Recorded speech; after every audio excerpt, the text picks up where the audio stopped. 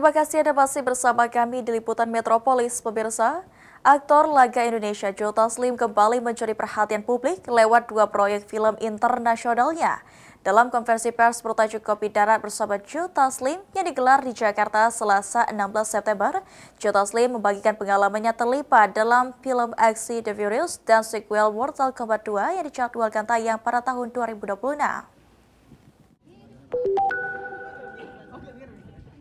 Aktor Joe Taslim akan kembali membintangi film internasional yaitu The Furious dan Mortal Kombat 2. The Furious adalah film trailer aksi bela diri Asia yang disutradarai Tanagi Kenji dan dibintangi oleh aktor laga Asia termasuk Yayan Ruhian dari Indonesia dan Ji Jae-yanin dari Thailand.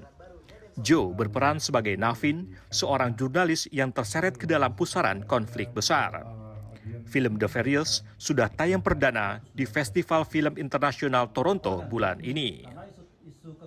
Itu kemarin baru kita world premiere ya di Kanada. Hasilnya luar biasa sih, pressnya juga audience dan juga kita dapat penghargaan yang ketiga kalau nggak salah ya. People Choice Award dan dari Indonesia juga ada Kang Yayan. Iya, ada Kang Yayan. Bermain di film yang boleh dibilang international cast ya. Sementara itu, dalam Mortal Kombat 2 karya sutradara Simon McQuoid, Joe kembali sebagai Bi-Han, sosok yang sebelumnya dikenal sebagai Sub-Zero yang dijadwalkan rilis global pada 15 Mei 2026. Dari Jakarta, Thomas Trijoko, Kantor Berita Antara, mewartakan.